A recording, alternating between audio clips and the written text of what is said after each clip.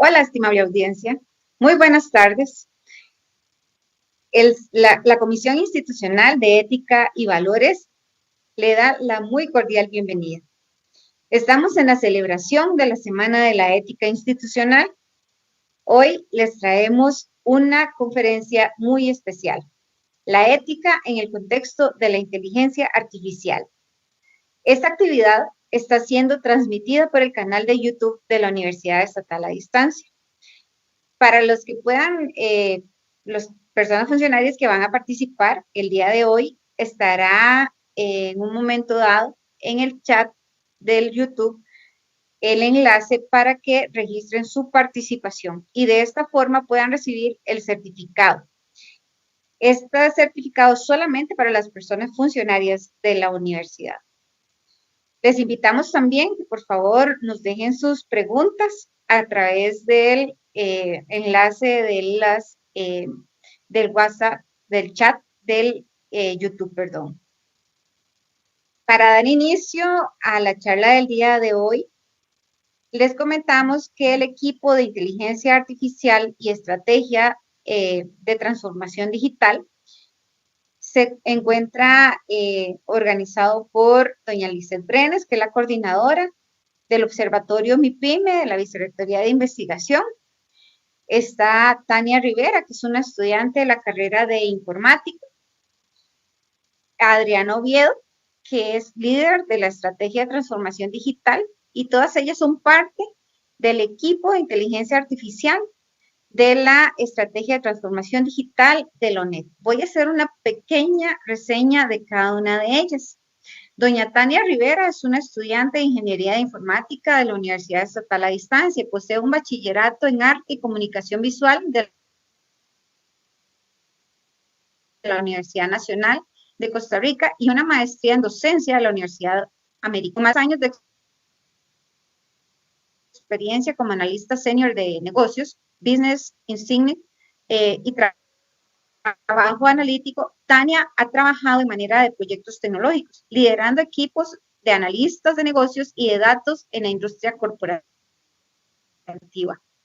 Entre los temas que le apasionan están la integración de la mujer en el campo de la tecnología y automatización de procesos, así como la inteligencia artificial y la inclusividad en la educación. Doña Adriana Oviedo Vega es periodista, máster en propiedad intelectual y cuenta con una especialidad en liderazgo transformacional y un diplomado en transformación digital. Labora en ONED desde hace 23 años y durante 10 años fue la coordinadora del programa de teletrabajo. Actualmente coordina el equipo líder de esta estrategia de transformación digital de la ONED y ha participado en diversos congresos y seminarios como conferencista y es autora de varios artículos. Y un libro que resume toda la sistematización de la implementación del teletrabajo en la UNED. Y por otra parte está doña Lizeth Brenes, que es innovadora económica senior. Ha publicado más de 30 artículos científicos, más de una docena de prototipos y 9 libros. Ha tenido actividad académica en 4 continentes y desde la UNED lidera la UMIPYME. Ahora sí, compañeros, muy buenas tardes, tengan ustedes. Les agradecemos muchísimo su participación el día de hoy con esta interesante información que nos van a brindar.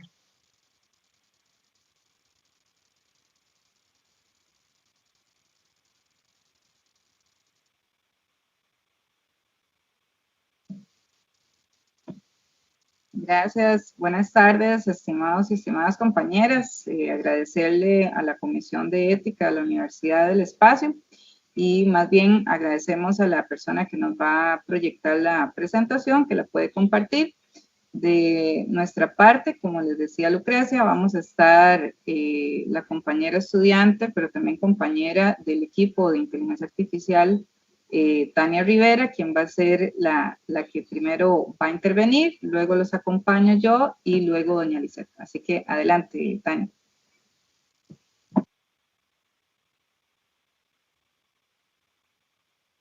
Muchas gracias. Bueno, un placer saludarlos a todos. La idea de esta charla que vamos a tener hoy es hablar de la ética desde diferentes roles. En mi caso, yo voy a hablar con respecto a la ética desde la perspectiva de estudiante. Creo que sí es importante determinar ciertos conceptos básicos que vamos a ver a través de las diferentes conversaciones. ¿Qué es la idea de qué son las cosas que componen la ética dentro del contexto de ingeniería y de inteligencia artificial? En un principio, en el desarrollo de software se habla acerca de la deuda técnica, que es un concepto general que se maneja en la idea de que si quieres desarrollar algo rápido, tenés que trabajar en pro a eso y hay ciertas cosas técnicas que no van a estar dentro de ese ámbito. La situación ahora y la complejidad de la conversación es que ya ahora no se está manejando solo el concepto de deuda técnica, sino deuda ética. ¿Por qué?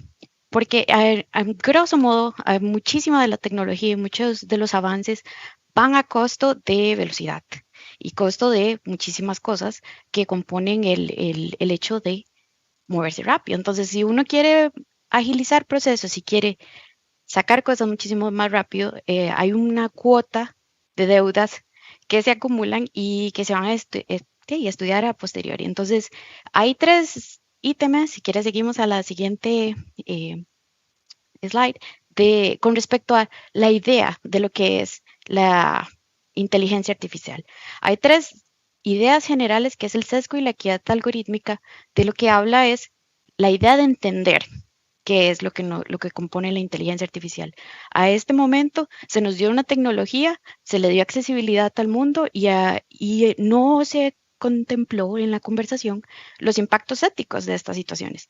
Entonces, es súper importante, y yo voy a hablar desde la perspectiva de estudiante, claro está, de el entender cuáles son los sesgos que pasan en estas situaciones. Entender también un segundo aspecto que es la transparencia y responsabilidad dentro de la ética de la inteligencia artificial, cómo es que yo como usuario, yo como estudiante, yo como persona creadora o desarrolladora tengo un impacto importante dentro de la responsabilidad de las cosas que genero. Y el tercero, que es un ítem que se habla muchísimo, es de privacidad y seguridad.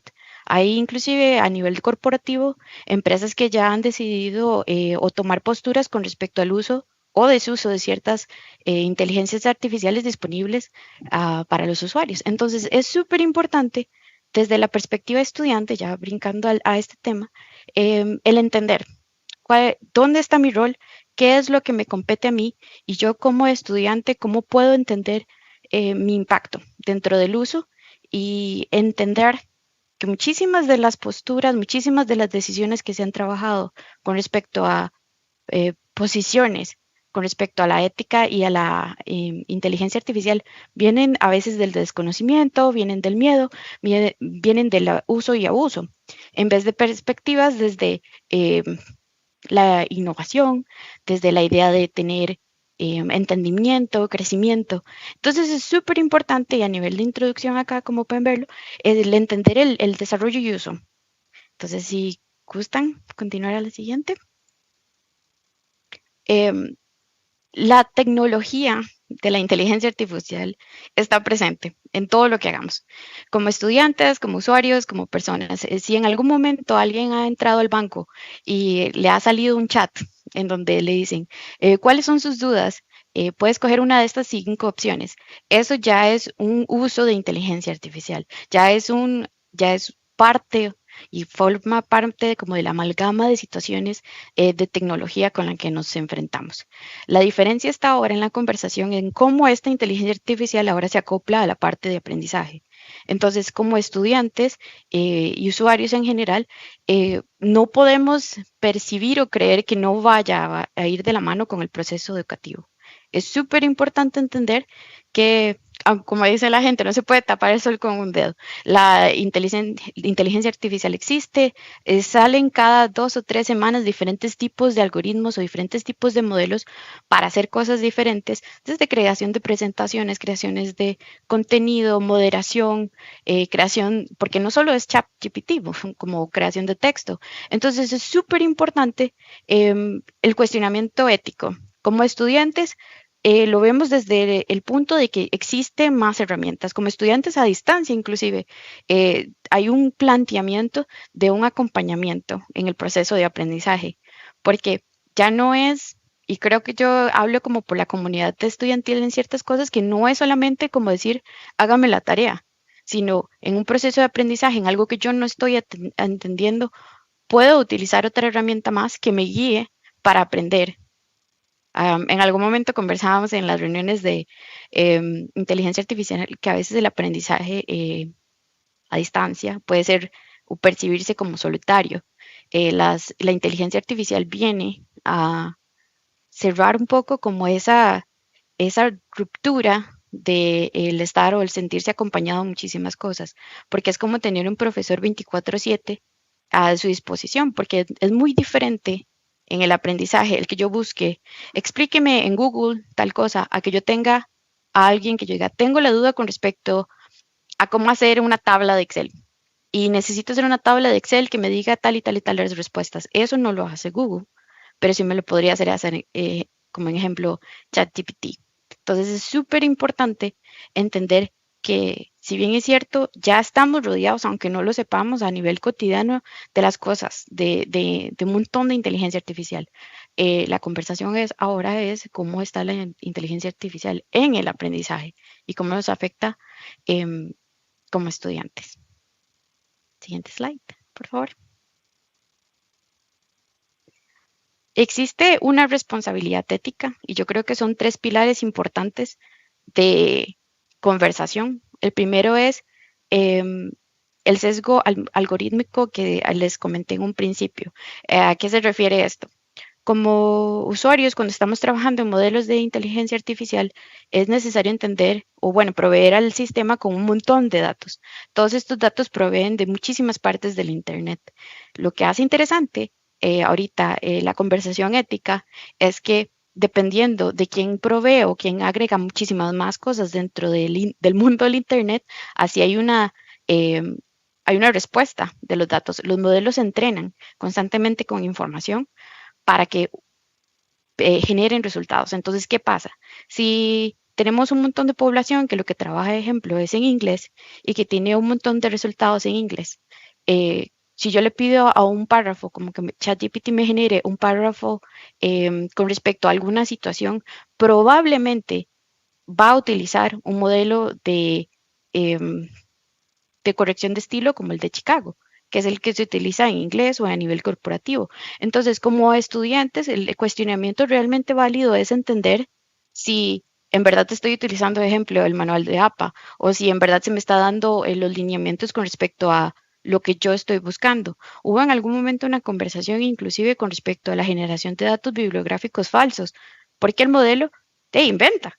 No es como que alguien se sienta a pensar, simplemente es el tomar un montón de cosas, combinarlas y producir algo. Entonces, a nivel de ética, lo importante de entenderlo, el sesgo algorítmico, se traduce en que hay ciertas situaciones, depende de cómo el modelo fue alimentado o de cómo el modelo ha ido aprendiendo, que nos van a dar resultados que puede ser que no sean correctos o que pueden que estén sesgados. Pasó muchísimo, otro ejemplo, que no es de inteligencia artificial per se en su core, como se dice, sino en análisis de reconocimiento facial. Había un estudio que estaba haciendo análisis con respecto a la gente pasando por la calle para hacer lo que se le dice un profiling, como para decir, bueno, esta persona parece que tiene actitudes sospechosas con respecto a X situación, y se dieron cuenta que el modelo había sido alimentado y que los resultados que estaban dando eran haciendo profiling a afrodescendientes o personas de afrodescendientes. Entonces, es importante ver las cosas como estudiantes desde una perspectiva de lo más objetivo posible y entender que el sesgo existe. Los modelos no son perfectos. No creo que vayan a ser perfectos nunca, porque de ahí está la parte humana, que es lo que hace que siempre haya como un impacto. El punto número 2 es que los algoritmos pueden utilizar datos históricos que contienen prejuicios. Eso era lo que estaba hablando con respecto a el profiling.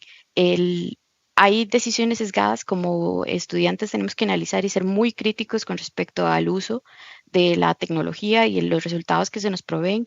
Esto se traduce en transparencia y responsabilidad. Muchísimos de los modelos que existen no sabemos cómo es que han sido alimentados, o sea, no sabemos cómo son sus códigos, no sabemos cuáles son las bases de datos que se han utilizado para alimentar. Entonces, los resultados claramente puede ser que contenga muchísimos prejuicios, muchísimas decisiones que no son correctas y la responsabilidad como usuario, como estudiante, es cuestionarse esta parte del sesgo.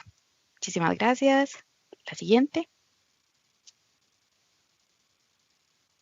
¿Qué pasa con la privacidad y la transparencia?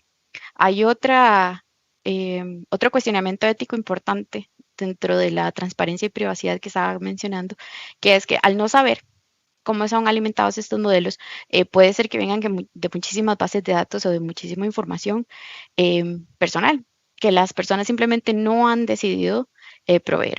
Hay un montón de partes dentro de cuando usted si alguna vez instala una aplicación que son como todos los lineamientos y entonces uno nada más a veces le pone aceptar y aceptar y aceptar. Cuando uno se pone a leer lo que requiere o los accesos que le está dando uno de información a las plataformas, a Google, a Gmail, a todo lo que ustedes se puedan imaginar de que existe en el Internet, es realmente preocupante porque hay una frase muy interesante que hablan de que cuando un producto es gratis, el producto es usted. Entonces, como estudiantes, lo que quiere decir es que si yo no entiendo o si yo no, en verdad no tengo transparencia y entendimiento para saber qué información fue dada voluntariamente y qué información no fue, no puedo asumir que los resultados o que lo que se me dé como generado sea efectivamente ético. Entonces, el cuestionamiento, y yo creo que esa es como la línea del proceso de pensamiento en todo esto, es cuestionarme dónde vienen las cosas, cuestionarme cómo utilizo las cosas, cuestionarme cómo estoy generando. Algo súper importante que también pasa del rol de estudiante hacia la entrega, digamos, hacia la academia, es el entender que tanto es producto lo que yo estoy haciendo y que tanto es lo que está haciendo la inteligencia artificial, digamos, como ChatGPT, de un párrafo. Creo que hay un cuestionamiento ético importante de como usuarios y como estudiantes de entender qué es lo que queremos sacar del proceso de aprendizaje. Yo nada más quiero entregar una tarea o en verdad quiero aprender con respecto al tema.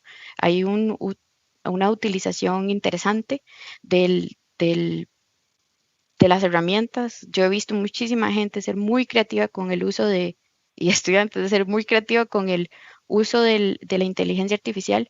El cuestionamiento está en qué tanto me impacta y qué tanto estoy aprendiendo yo cuando estoy haciendo, ejemplo, lo que se podría considerar como un fraude, porque alguien más lo generó. Como ahorita hay una nebulosa y hay un gris dentro de todas las cosas que estamos trabajando, es importante el ser consciente.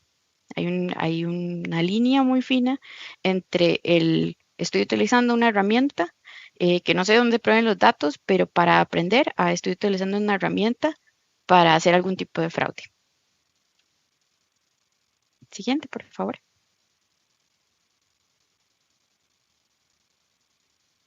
La solución, y creo que el cuestionamiento está abierto. En este momento, las soluciones éticas no solo son el decir, digamos, qué estoy utilizando, para qué lo estoy utilizando, sino, bueno, desde mi área, desde la informática, el entender cómo yo puedo ser parte de la solución, como trabajando con algoritmos éticos, en la parte de regulación, entendiendo y cuestionando por qué estamos haciendo las cosas.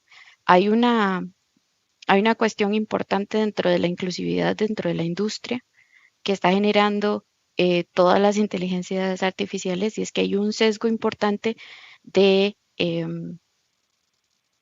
diferentes tipos de inclusividad, por así decirlo. No es lo mismo la visión del mundo que yo tengo como estudiante, como mujer dentro de la carrera de informática, con un contexto en Costa Rica, a una persona que tal vez está desarrollando algo en el MIT, en Estados Unidos, que es un hombre, que ha tenido ciertos privilegios. Hay una diferencia importante y creo que hay una riqueza dentro de la industria que se ve beneficiado entre más personas con diferentes tipos de perspectivas son parte de la solución. Entonces, como estudiantes, como personas dentro del proceso de aprendizaje, es cuestionar, es el uso, yo creo que como no solo verlo como una herramienta disponible, sino también el decir, bueno, ¿esto de dónde viene? ¿Cuáles son todas las partes de la información que se está dando? ¿Para qué lo estoy utilizando? ¿A qué le estoy dando yo mi tiempo y mi uso como estudiante? Porque cada vez que alguien va y utiliza una herramienta, eso cuenta como vistas, eso cuenta como si a usted le están dando publicidad de algún tipo, todo eso está alimentando un modelo que uno como usuario, como estudiante puede cuestionarse. Siguiente, por favor.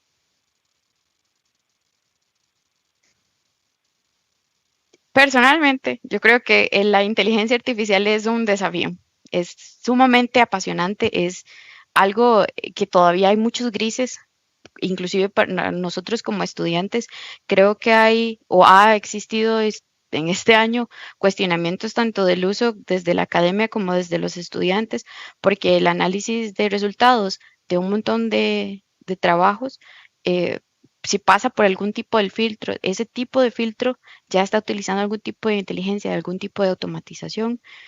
Como estudiantes, desde la perspectiva de cómo puedo yo utilizar una herramienta para que me beneficie en mi proceso de aprendizaje, como en verdad yo sí quiero aprender, qué tengo que hacer, porque las herramientas hacen que todo sea muy fácil, que la decisión para aprender sea como, tienen que ser muy conscientes, si a esto ya le están dando un producto ya hecho. Entonces, el desafío ético como individuo es importante el cuestionamiento constante de para qué lo estoy usando, para qué lo estoy haciendo. Y en realidad el liderar, creo que los estudiantes son el proceso, digamos, parte del proceso para el desarrollo de este tipo de cosas. Son futuros generadores de muchísimas más herramientas, son usuarios activos, son personas constantemente en contacto con la tecnología. Entonces, es importante el abogar como por el uso responsable y también por la accesibilidad de dichos recursos. Hay muchísimas cosas que yo he visto y es un tema, como les dije, realmente apasionante porque hay soluciones que en verdad te empiezan a resolver problemas muy concretos, como el tiempo que se duraba generando subtítulos para un video para una persona que tal vez no pueda escuchar. Ahora la inteligencia artificial lo hace realmente rápido. Yo no digo que sea 100%, pero por lo menos ya nos va acercando a muchísimas más cosas que son realmente positivas. Entonces, el cuestionamiento también como estudiantes es cómo podemos verlo de forma positiva y en aras a una mejora y en aras a un futuro muchísimo más positivo, más que nos vamos a quedar sin trabajo y toda la inteligencia artificial se va a apropiar de todas nuestras cosas. Entonces, el cuestionamiento ético es importante. El cuestionamiento como estudiante, ¿para qué uso las cosas y por qué las uso? Es importante. Y yo creo que muchísimos de mis compañeros estudiantes no lo hacen como pensando en que, ay, ahora ya no tengo que hacer tarea. Muchísimas cosas en tecnología pasan ahora que es como decir, bueno, yo quiero retar a la inteligencia artificial. Tengo conocidos dentro de varias áreas de la UNED que estaban trabajando en un ejemplo, en algo de informática, decían, yo le metí este código y le pedí que me diera el resultado y me lo dio mal. Entonces todavía es como el probar y el entender que podemos hacer las cosas, que podemos testear modelos, que podemos abogar por muchísimas cosas positivas. Hay desafíos, claro está. Yo no estoy diciendo que sea el 100% de la población estudiantil que no utilice inteligencia artificial para un grado de lo que se podría considerar como fraude, pero yo sí veo un enfoque positivo como la utilización de la inteligencia artificial para más bien acercarnos al aprender. Y yo creo que por acá está mi aporte. Si quiere la siguiente. Y ahorita me gustaría darle el pase a Adriana, que va a hablar como desde las perspectivas del rol funcionario. Gracias, Tania. Excelente y de verdad muchísimas gracias por tu reflexión, porque para nosotros como funcionarios oír a un estudiante hacer este nivel de reflexión es súper valioso. Y bueno, precisamente el orden de esta presentación la hicimos de esa manera intencional, ¿verdad? De que desde ese rol del estudiante, cuáles son esos retos, cuál es el contexto en el que nos pone la inteligencia artificial también a preguntarnos, ¿verdad? Bueno, y esto de la ética, ¿qué? ¿Verdad? Y justamente cuando preparaba yo el contenido que les voy a compartir, yo me preguntaba que bueno, pero ¿por qué es tan preocupante y por qué hay tanto tema sobre el tema sobre ese punto de la ética, ¿verdad? Tanta preocupación. Y entonces yo me preguntaba, bueno, pero si es que esto ha variado, no ha variado, la inteligencia artificial nos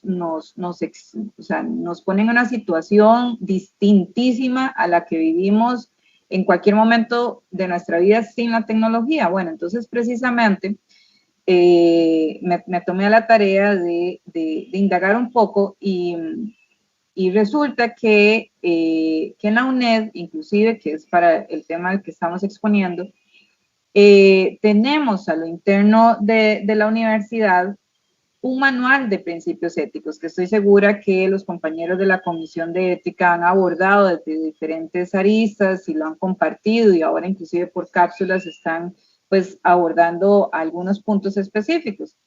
Pero entonces, en este contexto en el que estamos y que les queremos tal vez hacer ese llamado de preguntarnos, bueno, pero ¿qué tiene que ver esto de la ética conmigo? Y menos, ¿qué tiene que ver yo, funcionaria de la UNED, con el tema de la inteligencia artificial si ni la uso? Pero bueno, ya nos decía Tania claramente que todos en este momento, aunque no creamos y aunque no querramos, todos estamos ya utilizando inteligencia artificial, inclusive de una manera directa, ¿verdad? Con los diferentes dispositivos, desde los celulares inteligentes hasta algunos artículos en nuestra casa. Pero bueno, entonces vamos a pasar a la siguiente diapositiva y desde ese rol de lo que les decía que indagando, quise hacer el ejercicio de retomar este manual de principios éticos porque este manual en realidad fue redactado, no recuerdo ahorita el año, pero hace ya muchos años en la UNED,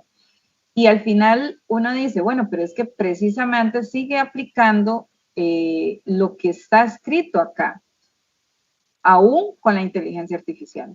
Y ojo, este llamado que hace el documento, lo extraje textualmente, que dice: la ética es un reclamo a no ser menos ni a conformarse con menos, es optar por las mejores conductas, por aquellas que potencian la condición humana. Y es que en realidad podemos utilizar la inteligencia artificial para beneficiarnos, para ser más ágiles, para ser más eficientes, para hacer más simple cualquiera de nuestras funciones como trabajadores, pero que potencien y que beneficien nuestra condición como seres humanos. Y bueno, y resulta que la ética a todo esto lo que nos conlleva es a si realmente nuestras conductas o nuestros valores benefician o van a afectar a los demás, ¿verdad? Y visto desde nosotros como organización, como UNED, bueno, ¿qué son los valores? Y resulta que los valores, igual, tomado del manual de principios, dice que posibilitan que se alcancen las diferentes metas y objetivos que los seres humanos nos planteamos. Entonces, bueno, yo quise hacer el ejercicio de analizar esos valores que tenemos como organización, porque compañeros, además yo dejo aquí la pregunta: ¿cuántos de las personas que están conectadas o que van a ver este video después se han tomado el tiempo de leer este manual de principios éticos que tenemos en la universidad? Junto con mis compañeros de la oficina habíamos hecho el ejercicio a propósito de una evaluación de riesgo que habíamos tenido y nos dimos a la tarea de leerlo. Y cuando nosotros leíamos esto, uno dice, wow, de verdad que estos valores que tenemos como universidad, como UNED, si los aplicáramos todos, ¿verdad? Y todos los que conformamos esta organización, pues yo creo que la dinámica organizacional sería muy, muy distinta, sería muy positiva. Vamos a pasar a la siguiente diapositiva y aquí les rescato precisamente cuáles son, ahí quedaron sin verse unos, es que tuvimos que cambiar el fondo de la transparencia, pero no importa, yo les voy se resaltaron los que precisamente quería reforzar con el tema de la inteligencia artificial. Vean que además el manual dice, laborar en una universidad pública es colaborar con la construcción del bienestar del país, con la edificación del bien común. Tania nos decía ahora, ¿verdad?, que inclusive el tema este del acceso a las inteligencias artificiales, bueno, cómo nos hacen el bien, cómo nos simplifican, pero también cómo las utilizamos de manera que esto le haga un bien al país o que sea un bien al final para la universidad o un bien para mi departamento. Entonces, había una lista de valores y quise rescatar precisamente en este entorno de inteligencia artificial en el que estamos conversando hoy, es que nótese que el valor del respeto, de la responsabilidad, siguen y seguirán presentes si utilizamos inclusive o incorporamos inteligencia artificial en nuestras funciones.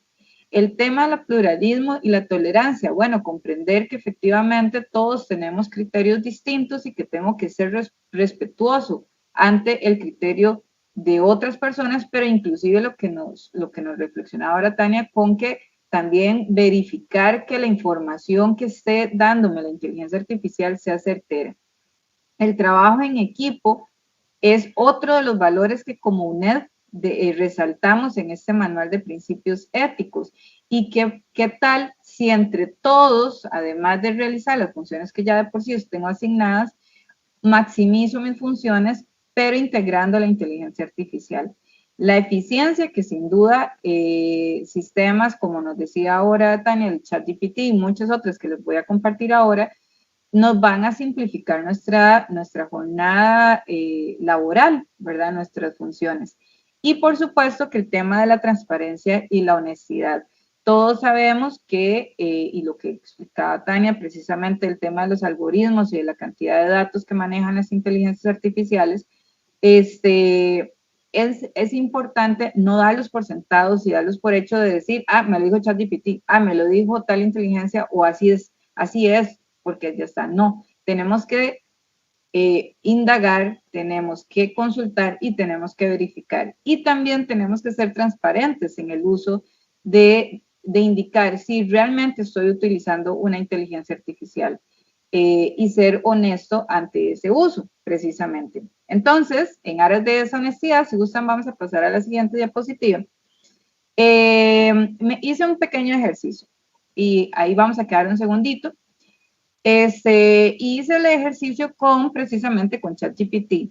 Si yo como funcionaria del servicio médico, poniéndome en el rol de alguna de las doctoras de la universidad, ¿cómo me puedo ayudar de alguna inteligencia artificial? Y bueno, resulta que ChatGPT nos dice que inclusive las doctoras pueden apoyarse a plataformas de análisis de datos como Health Catalyst y Click, que utilizan inteligencia artificial para identificar tendencias y patrones correlacionales en grandes conjuntos de datos de los pacientes.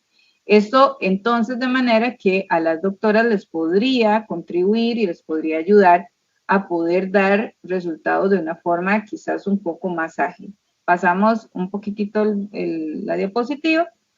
Y también con respecto a si yo me pongo desde el rol de los compañeros que trabajan en la oficina de contabilidad, bueno, ¿qué me ofrecen las inteligencias artificiales? Resulta que podemos automatizar mucho de ese proceso contable con herramientas como QuickBooks, Xero, que utiliza inteligencias artificiales para gestionar tareas como conciliación bancaria, la creación de informes financieros y la gestión de facturas. Aquí yo nada más rescaté uno de probablemente 10, 12 o 15 opciones que me daba ChatGPT. Nada más lo estoy trayendo de manera de ejemplo y habría que indagar inclusive cuál de todas estas inteligencias artificiales son compatibles con nuestros sistemas informáticos de la universidad y demás. Pero nótese que ya existen muchas opciones que podemos utilizar desde nuestro rol de funcionario UNED. Vamos a pasar a la siguiente. Y por ejemplo, una que está muy en este momento muy en boga, todas las herramientas que se usan para la gestión del talento humano. Entonces, bueno, le consultaba y desde la Oficina de Recursos Humanos, ¿cuáles inteligencias artificiales podemos usar? Y me decía que inclusive LinkedIn o el Work Table, que ayudan a identificar candidatos más adecuados para las vacantes del empleo al analizar currículos, perfiles y habilidades. Entonces, yo esperaría que en algún momento en la universidad los procesos de selección sean también utilizando inteligencias artificiales que nos permitan y les permitan a las compañeras realizar un proceso 1000 veces más ágil y más simple inclusive para ellos. Vamos a pasar a la siguiente diapositiva. Y aquí me puse en un rol, por favor adelante, me puse en un rol en el que tenemos muchas personas, también quedó cortado ahí, pero bueno, es desde el rol de un asistente administrativo. Tenemos muchos compañeros, compañeras, que en su día a día no dan abasto, ¿verdad? Con la elaboración de minutas o de informes y demás. Y bueno, resulta que ya hay chatbots que pueden agilizar y pueden contribuir a que toda esa programación de reuniones, a llamadas o inclusive a dar el seguimiento de proyectos, podríamos utilizar, como bien vemos ahí, asistentes como Google Assistant, o a aplicaciones como Trello, Asana o Monday, que pueden contribuirnos a dar el seguimiento a muchos proyectos que tenemos en cada dependencia. Pasamos, por favor. Y desde el rol, por ejemplo, nuestros compañeros de la oficina jurídica, si un abogado tiene esa gran carga de trabajo, puede recurrir a inteligencias artificiales como Relativity y Brevia, que van a acelerar la revisión de documentos y la identificación de información de los contratos y de cualquier otro documento legal. O inclusive, indicaba ChatGPT, que Lex Machine, que ayuda a predecir resultados legales y evaluar el riesgo en casos judiciales. Vuelvo y repito, esto va a agilizar y va probablemente a simplificarle a los compañeros una carga de trabajo muy significativa, pero no significa, y ya habíamos oído el caso también, de un abogado que se fue directo, pidió a ChatGPT la asesoría, le construyó el precedente, el criterio técnico, jurídico, y habían múltiples errores. Entonces, bueno, efectivamente ahí es donde tenemos que resaltar el valor de la transparencia y además el principio de ser crítico ante la información que nos da la inteligencia artificial, de no dar por sentado de que todo lo que está ahí es real.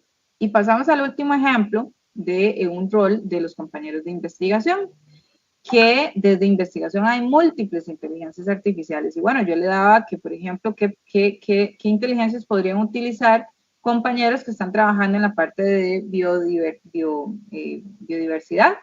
Y efectivamente nos indicaba que algunas herramientas como BANET y ViewMod podrían ser útiles al contexto. Ya veo a doña Lizeth por ahí, yo creo que ya me están llamando la atención por el tiempo, ¿verdad? Creo que es así. Pasamos a la siguiente diapositiva, ¿o no? Pasamos a la siguiente diapositiva y con esto casi que ya voy concluyendo. Y es que, compañeros, entonces, efectivamente, como funcionarios, lo que nos queda es una reflexión, es, primero que todo, hay una gran cantidad de datos en este momento en la red, ¿verdad? Que se extraen inclusive desde nuestro uso del celular, desde nuestra navegación que hacemos en la web. Entonces, como funcionarios, el día que estemos utilizando alguna inteligencia artificial y sobre todo si somos de alguna dependencia en la que utilizamos datos sensibles como números de cédula, direcciones de las personas que trabajan en la universidad o de los estudiantes, por ejemplo, en una oficina de registro que maneja las bases de datos de los estudiantes, bueno, ¿cómo vamos a ser éticamente responsables con esos datos que están a disposición de las inteligencias artificiales? También, cómo yo como funcionario voy a ser responsable en el uso y también transparente en la toma de decisiones que voy a decir, como les decía ahora, si un abogado nuestro utiliza alguna herramienta de inteligencia artificial, perfecto, lo puede utilizar, pero siempre y cuando tenga su criterio, basado en su conocimiento como persona y como ser humano. También algo que no le tenemos que tener miedo es que precisamente modelemos ese comportamiento ético y que fomentemos el debate ético. No tengamos miedo de hablar de eso, y precisamente por eso nosotras tres hoy agradecemos esta invitación, porque precisamente como universidad debemos de hablar de este tema. No se vale decir, ay, no, es que no, más bien satanizar las inteligencias artificiales y decir, no, esto nos va a traer abajo inclusive nuestra función como universidad. No, compañeros, o sea, todo lo contrario, es lo peor que podemos hacer, mostrarnos resistentes a esto. Tenemos que debatir sobre este tema, tenemos que hablarlo y transparentemente inclusive incorporarlo hasta dentro de nuestra currícula de las personas que estamos formando y que sabemos que son los profesionales del mañana. Y simplemente cierro con que efectivamente, bueno, con el último punto, promueve la diversidad y la inclusión. Tania nos rescataba algunos ejemplos en donde efectivamente si la tecnología que utilizamos es sesgada, entonces, bueno, como nosotros desde nuestras funciones, desde nuestro rol, vea que hice un ejercicio con 6 puestos de la universidad, pero hay muchos otros roles desde los que podemos y vamos a usar inteligencia artificial. Entonces, ¿cómo no hacemos ese sesgo y más bien promovemos la inclusión de los datos de manera correcta y la participación de todas las personas de una manera responsable? Creo que esta es mi última diapositiva, si gustan pasan para verificar, pero de mi parte, más bien le cedo la palabra a doña Lisette con un gran tema, que es el tema de la prospectiva. Adelante, doña Lisette. Muchas gracias a la Comisión de Ética y Valores, a todas las personas que han organizado, a las personas en DICON, a esas presentaciones maravillosas, tanto de Tania como de Adriana. Y pues me gustaría invitarles a compartir unas historias, porque lo que quisiera es contarles unas historias del futuro, para de esa forma acercarnos a los escenarios que la inteligencia artificial y otras tecnologías y otros conocimientos nos van a presentar. Entonces, antes de contarles la primera historia, quisiera pues conversar sobre qué es ética desde la perspectiva de la subjetividad. La ética es una subjetividad colectiva, no hay objetividad en la ética y tal vez eso es muy importante, tampoco es estática. Hay personas, grupos de personas que en diferentes épocas y diferentes geografías toman acuerdos y deciden cuáles valores van a guiar su comportamiento, cuáles valores van a promover. Y esos valores que cada geografía y cada época define son los que hacen que se dé el marco ético, que el origen de la palabra ética es carácter y es que nos promueve cierto tipo de carácter a la hora de tomar una decisión o varias decisiones. Entonces, vamos a retar nuestra ética actual con posibles escenarios que estarán unos más cerca, otros más lejos, pero probablemente llegarán. Imaginemos una niñita en el año 2035. Estamos en 2023, en 2035. Una niñita que tal vez nace este año o el próximo año. La niñita se llama Amira y está llorando, esta niñita. Está llorando en 2035. ¿Por qué? Porque sus papás le dijeron, cuando ella, regresaron los papás, se ven por la tarde, noche y le dicen, Amira, ya no podés ser amiga de Lua. Entonces, la mejor amiga de Amira es Lua. Imaginemos que es un niñito igual. Amiro y Lua o Lu, su amiga, su amigo, ya no puede ser más su amiga o su amigo. Entonces, los temores de los que han hablado Tania y han hablado Adriana son los primeros que surgen ante la novedad en los seres humanos. La amígdala, desde la neurociencia se identifica que la amígdala, nuestra parte del cerebro más prehistórica o primitiva, se activa con los miedos y ahorita hay una mezcla de temores y uno es ese, ¿verdad? El miedo a esa amiga de Amira, que es Lua y que es un ser digital. Cada vez más vamos a tener cerca a seres digitales.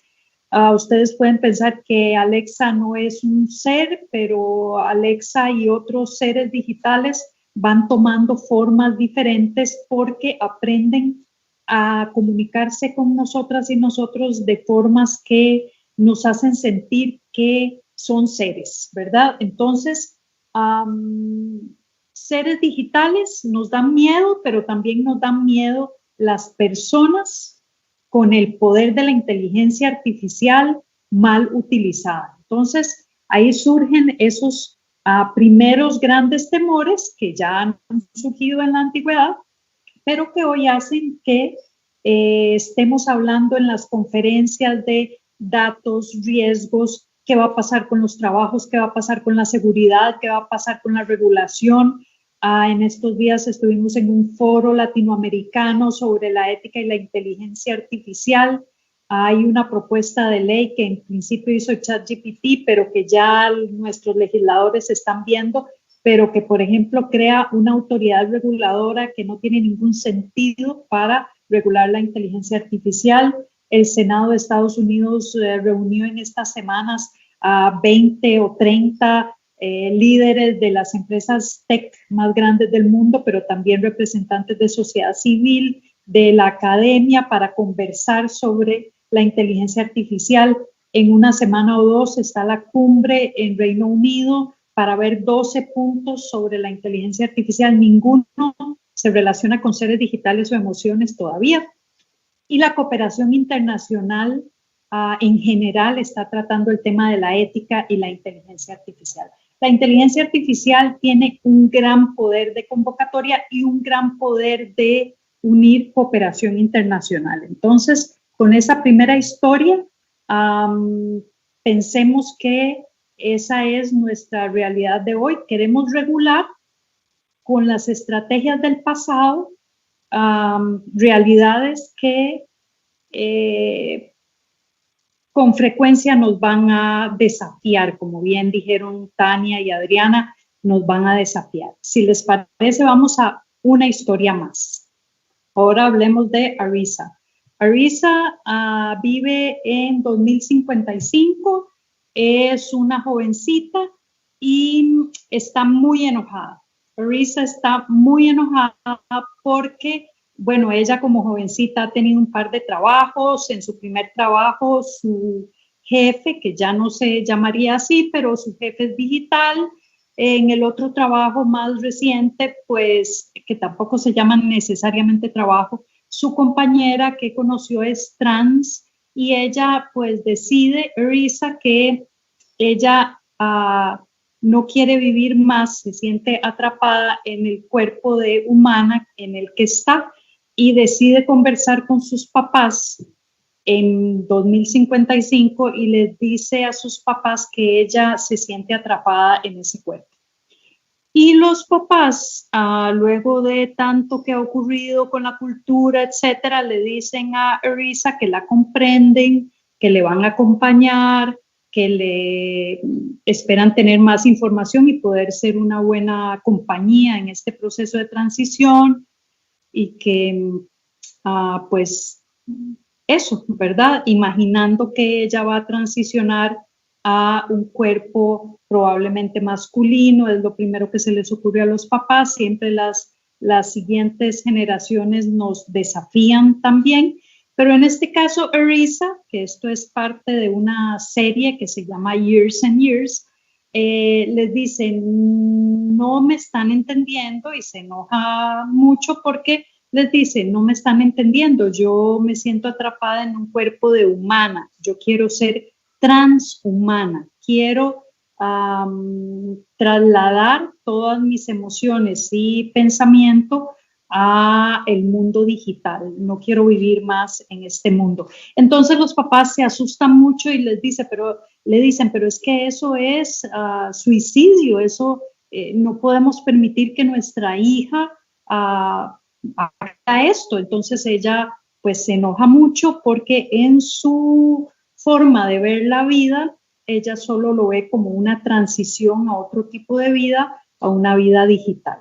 Yo sé que nos estoy retando mucho hoy con estas historias, pero sí, la universidad es una conciencia lúcida de la época o de esta comunidad, pues más que especialistas en ingenierías y tecnologías, necesitamos mucha reflexión, necesitamos mucha filosofía, necesitamos sentarnos alrededor del fuego metafóricamente a conversar mucho más sobre lo que estamos viviendo. La realidad nos reta de formas muy diversas y hay otra que les cuento muy cercana. Si esa les parece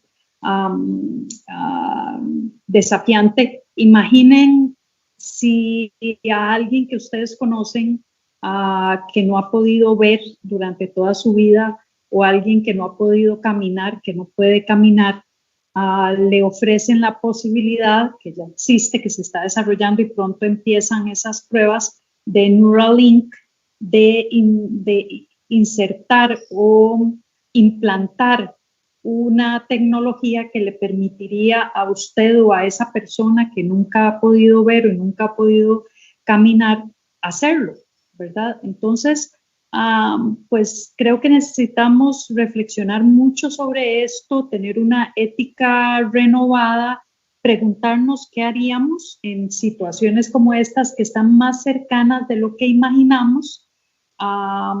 Las religiones se van a ver retadas, hay gente imaginando, ¿será es de Elon Musk esta empresa? ¿Será que estamos ante una figura que hace milagros tipo Jesús con estas tecnologías? Y créanme, yo sé que estoy diciendo cosas muy atrevidas, pero quiero como universidad que nos incomodemos un poco en el buen sentido para reflexionar con mayor profundidad sobre los días que estamos viviendo. Estamos ante momentos que retan la era en la que nacimos. Entonces, quiero detenerme acá para decirnos, no se trata de inteligencia artificial. Si la inteligencia artificial estuviera hoy y estuviera aislada, sería, y más los modelos generativos, son inofensivos si no están a la par de los avances en la genética, de los avances en la computación cuántica, de los avances en la nanotecnología. En otras palabras, podríamos imaginar que nos estamos convirtiendo en un ser colectivo. Imaginemos que Internet y todas las redes que se han creado en estas décadas nos han formado una especie de sistema nervioso. Todos esos sensores que se están colocando en el mundo están creando esa especie de piel para ese sistema nervioso. Y tal vez la inteligencia artificial está contribuyendo con una especie de inteligencia colectiva o cerebro colectivo. Entonces, podríamos empezar a imaginar si debemos hablar de transformación digital o de transformación vital o de una transformación que no es solo digital. Y aquí es donde, si seguíamos con la metáfora del cerebro y la neurociencia, ya no estamos en la amígdala, ya ahora estamos en la corteza prefrontal haciendo simulaciones, imaginando el futuro. Y con esto, voy a ver el tiempo, vamos a ir terminando con una tercera historia, que es la historia de una abuela. La abuela se llama Nova y vive en 2075 y está hablando con su nieto que se llama Elon y están haciendo un crucero alrededor del mundo, un crucero en el que vuelan, son los cruceros del futuro, y ella le cuenta historias de cómo esta generación de ustedes y mía evolucionó. Ella le cuenta, por ejemplo, que el dinero dejó de existir porque primero se creó el dinero digital, pero luego había tal endeudamiento en el mundo que los países decidieron digitalizar la deuda y permitir que se pagara con servicios ambientales o recursos que empezaron a ser muy necesarios.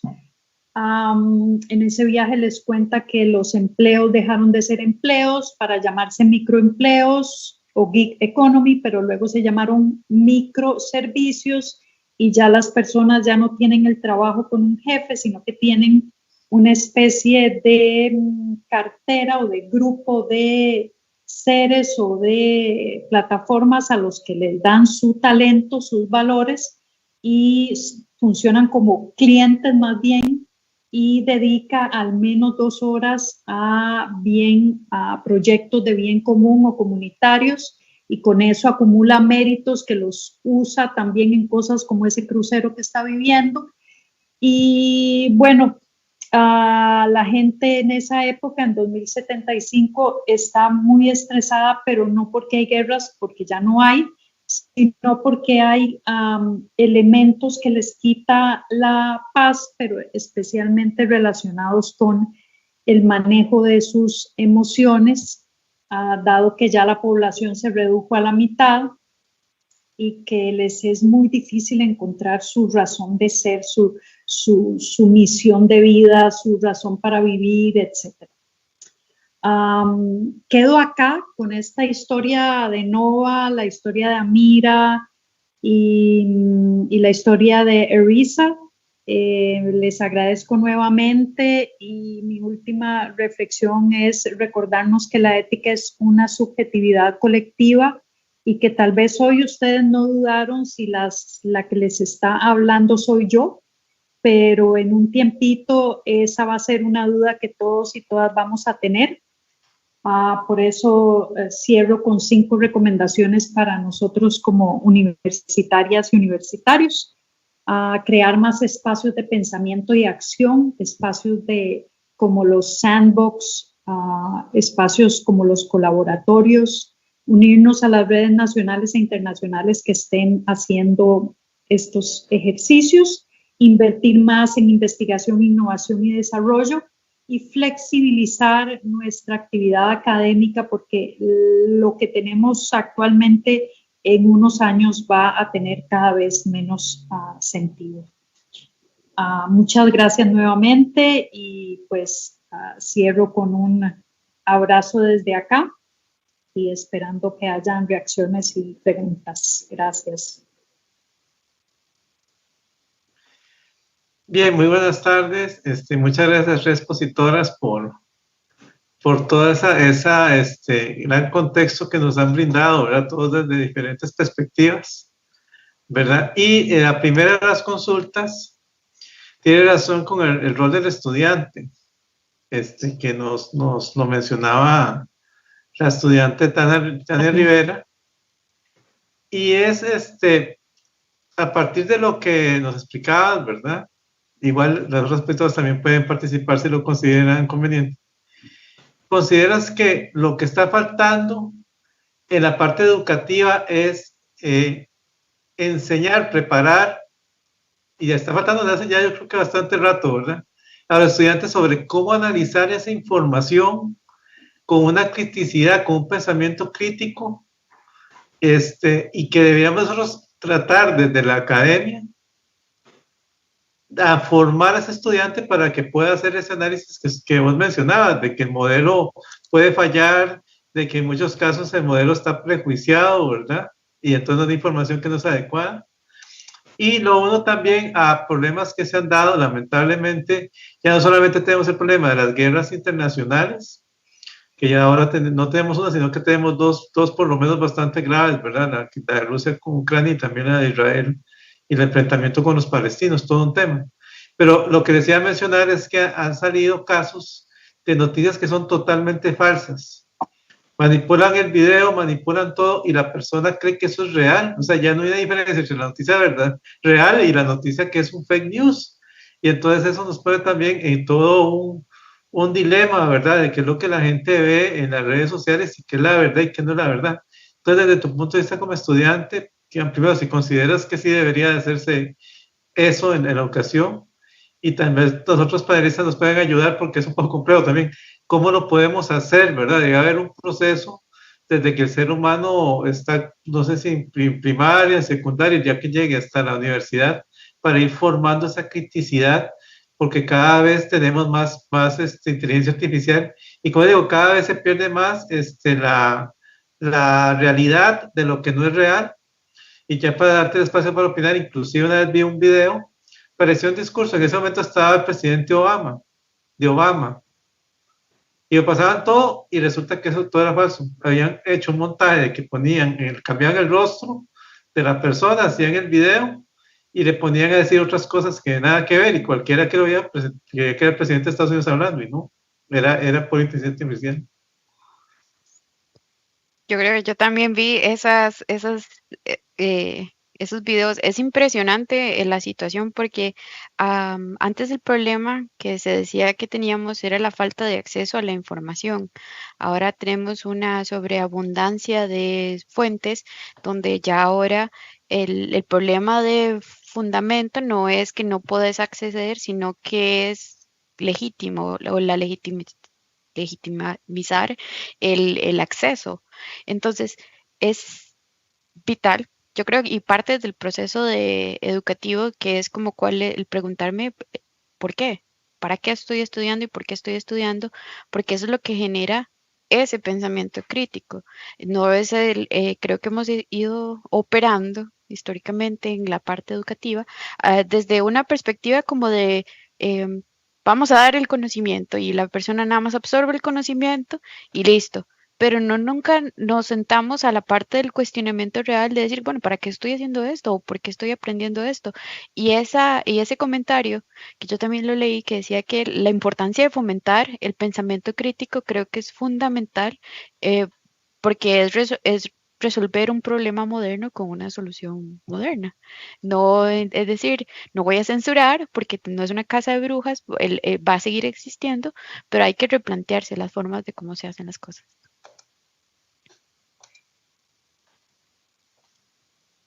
Ahí tal vez le agrego yo, don Alfonso y compañeros, precisamente escuchaba a uno de los expertos en inteligencia artificial, ahorita no tengo el nombre a mano, pero que hablaba de las 3C y que precisamente nosotros como universidad debemos de fomentar justamente en este entorno de inteligencia artificial, que es ser crítico, ser consciente, pero ante todo ser creativo. Entonces, como nosotros como universidad estamos, vamos a ver, y lo que decía ahora al final doña Lisset tiene mucha razón, ¿verdad? La rigidez de la educación formal que tenemos y como una universidad más pública nos pone un reto gigante, ¿verdad? Ante lo que ya de por sí se está viviendo en este momento. No estoy hablando ni siquiera entre 2 ni 5 años, es ya en este momento lo que las tendencias a nivel de educación están ofreciendo y no precisamente es la educación superior tradicional, ¿verdad? Entonces, decía este señor que para qué le vamos a explicar a los niños o a los jóvenes en la educación formal lo que las inteligencias artificiales ya van a hacer. Enseñémosles lo que la inteligencia artificial aún no puede, que es los valores, el tema de los sentimientos, el tema de ser crítico, el tema de ser sensible y de generar empatía con las demás personas. Y rescatada por eso, inclusive los valores que tenemos como organización, ¿verdad? Desde nuestro manual de principios éticos. Entonces, esa parte la agrego, ¿verdad? Que no olvidemos esas 3C, las que deberíamos de estar inculcando como docentes o inclusive como compañeros en nuestras oficinas, ¿verdad? De ser críticos, de estar conscientes, pero también que podamos ser creativos ante este entorno. Gracias, don Alfonso. No sé si doña Elisa quiera agregar algo. De momento no. Entonces pasamos, pero estamos como en ese recorrido por cada uno de los temas que ustedes mencionaron. Y el otro, doña Adriana, que le tenía por ahí, era, yo lo interpreté a la hora que la escuché y digo yo, mira, qué buena reflexión, o sea, los valores siempre pareciera que se mantiene mucho por el tiempo, porque los valores son cosas en que llegamos a tener una convicción de que aquello es la manera como adecuada en que el ser humano debiera de vivir. Lo que cambia es el contexto.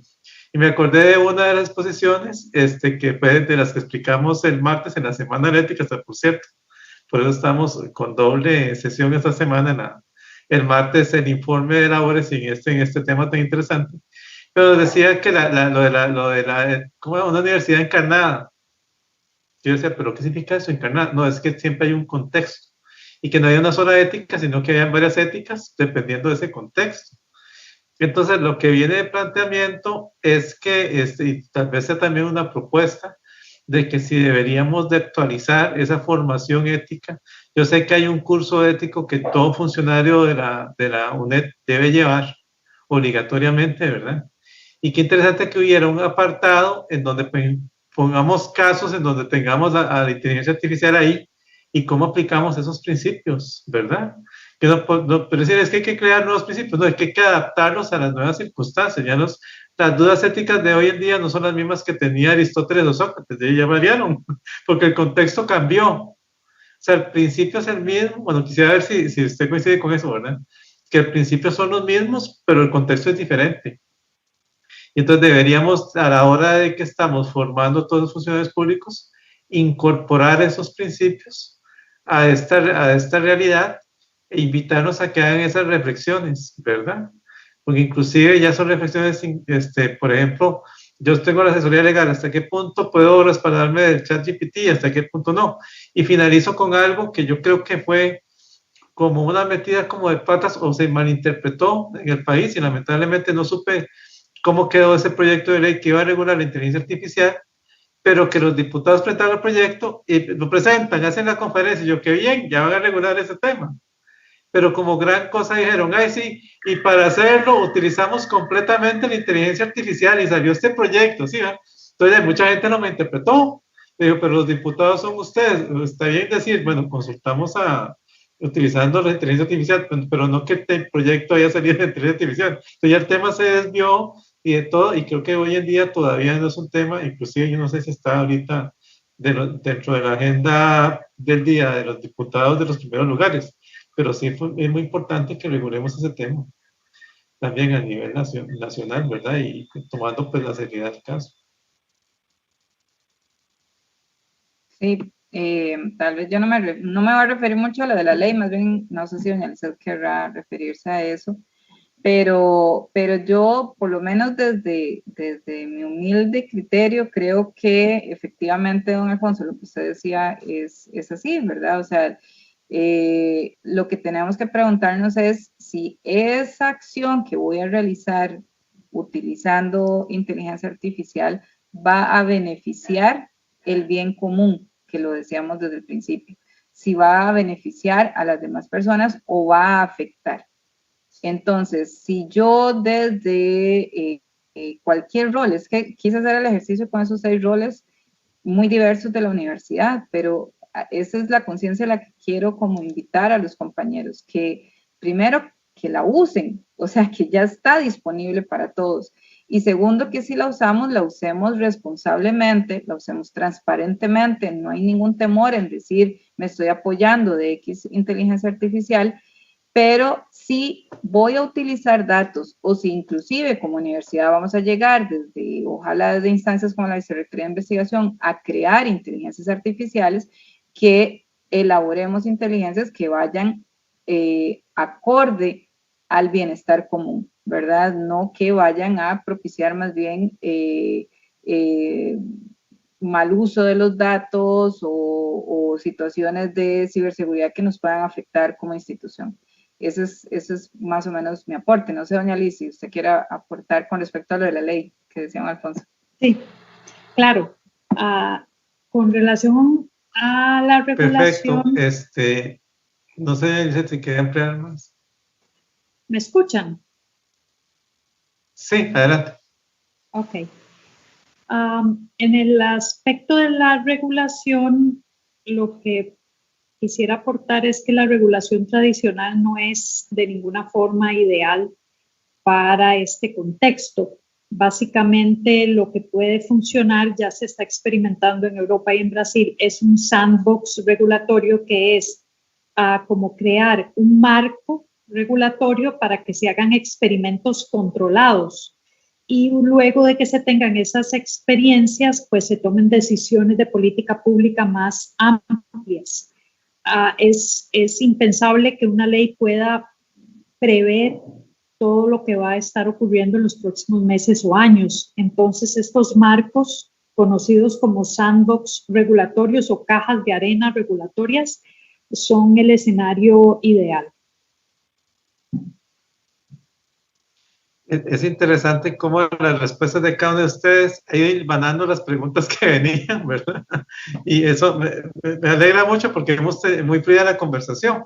Porque por aquí tenía, para hacer la tercera interrogante de lo que se refería a Anicet, y yo decía, pues ya qué montón de aspectos que falta que el ser humano se ponga de acuerdo. Debe haber, si debería haber algún tipo como de convención internacional o algo así, ¿verdad? Que regule por lo menos la parte general de hasta dónde puede ser, porque estamos hablando de la ética de quien recibe la inteligencia artificial y quien la trabaja, y yo me quedé pensando, me ponía, y debería haber algo ético que yo le diga a ustedes cuáles bases de datos se consultan, porque eso no parece por privado. Y yo le pregunto a ChatGPT, dice, no, vi varios datos, como no lo dejan de hablar, ¿verdad? Y uno, pues, puña, ¿de dónde salió eso? ¿Verdad? Lo que me está diciendo, nada me dice que puede hacer un montón de bases de datos y demás.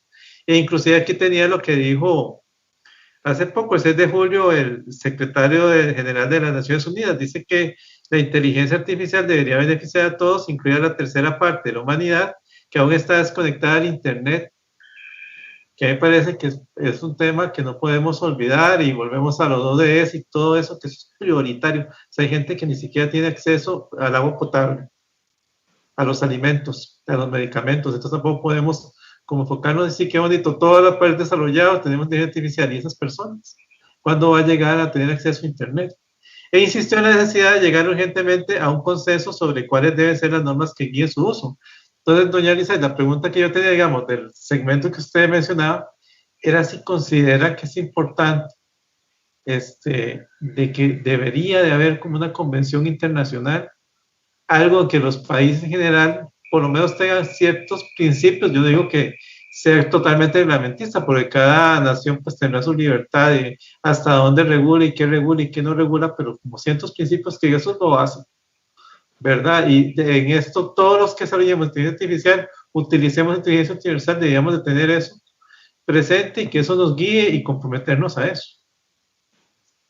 Es excelente esa intervención, don Alfonso. Quisiera recordarnos que UNESCO, como área de cultura y educación de Naciones Unidas, produjo una guía, unas orientaciones, le llaman también una recomendación sobre la ética y la inteligencia artificial, y en 1 o 2 semanas se va a dar la cumbre en Reino Unido con participación de muchos países y 12 puntos a tratar, justamente por lo que usted indica, a lo que solo le agrego 2 cosas, que ninguna regulación local va a poder tener la cobertura que es necesaria, porque los datos que usted ingresa los está ingresando para una plataforma que es de una empresa cuyos headquarters están en otro país y cuyos servidores o nube está en otro lugar del mundo. Nada es tan nacional como que una legislación local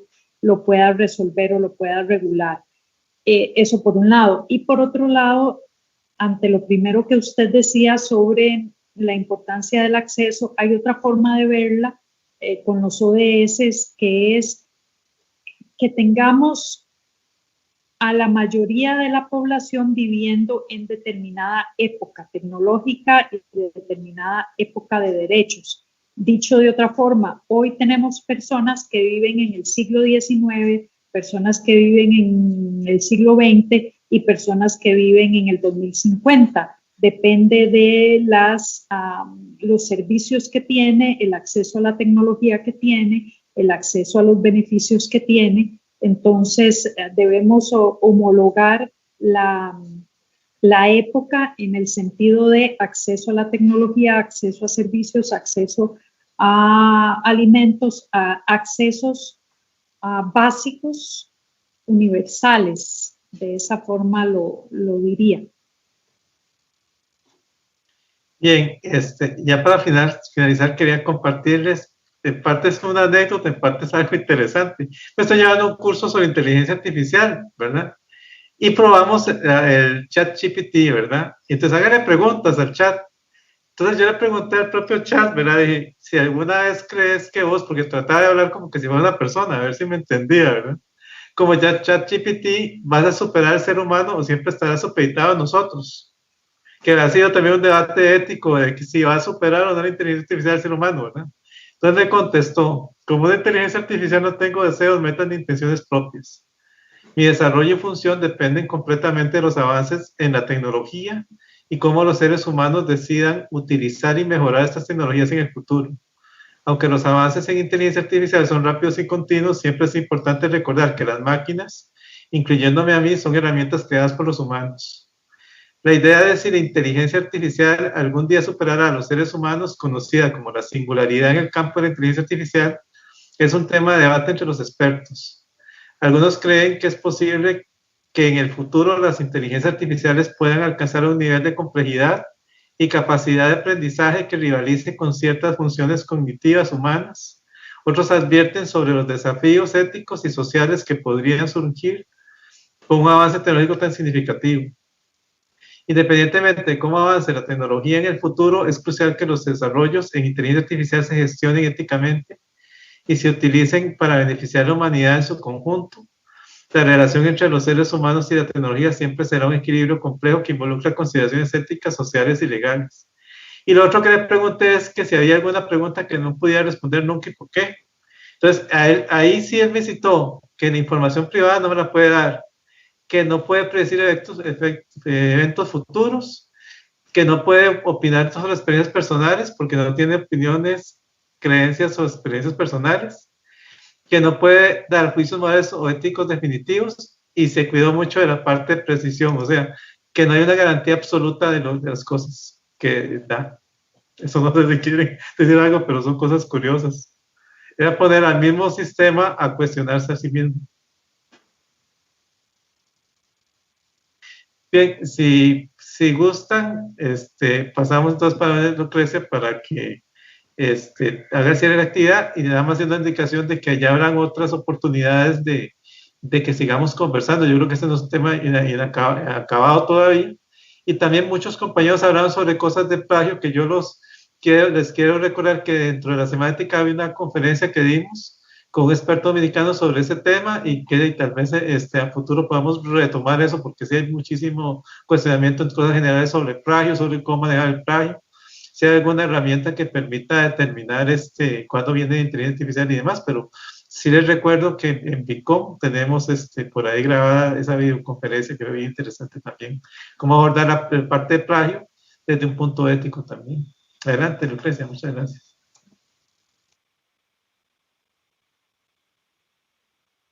Muchísimas gracias, compañeras, por la explicación y la exposición que nos hicieron el día de hoy sobre lo que es la temática de la inteligencia artificial.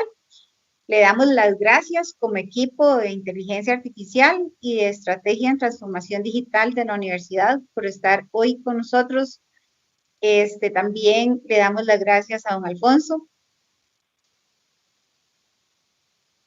por mediar la parte de las preguntas que las personas nos hicieron por medio del chat. Le recordamos también nuevamente a las personas funcionarias que en el chat del programa de videocomunicación de YouTube está el enlace para la asistencia y así recibir el certificado de participación. Les comentamos también que con respecto a lo que dice don Alfonso, en la página de la Comisión Institucional de Ética y Valores están los enlaces para accesar a todas las videocomunicaciones que hemos realizado en los meses atrás. Y de esta forma llegamos al final. Les agradecemos muchísimo también al programa de videocomunicaciones por toda la colaboración que nos brinda para poder llevar a ustedes estas transmisiones. Que tengan una muy linda tarde.